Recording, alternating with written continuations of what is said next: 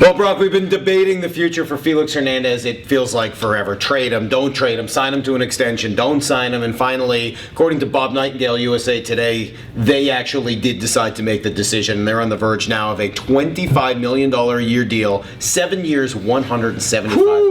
That's a big, big check. Year after year after year after year after year after year after year. That is a lot of dough. And I would hope it would say to Mariners fans, and for all of those that would say, oh, this organization's never going to spend, they're never going to do it, they're cheap, see, the budgets are getting smaller, this is what they're meaning to do, that nope. In fact, this is an enormous deal. This is a really big deal.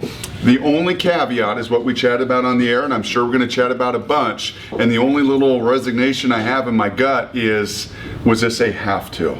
Was this a must? Was this, oh sure they're spending, but come on guys. They were almost forced into making this kind of move. Well, and as I said, and I'll continue to beat this drum, I would have liked to have seen some of this money spent a year ago when Prince Fielder was available, so that you were not just focusing on the pitching side of it, so that it was a little bit more split. You already had Felix at that point for 3 more years. You could have added Prince Fielder to the mix and really grown to the future together, continue to build up your coffers by increasing attendance, etc., building a winning team, and then hopefully eventually getting both of these guys for the long term. But if they're going to win and they're going to turn this thing around, which is the hope obviously we all have, I could not imagine a way in the short term that it was done without Felix, and with the deal having to get done and him, I think, facing a very real, or the Mariners, a very real possibility of trading him at the deadline, this was a must and they got it done.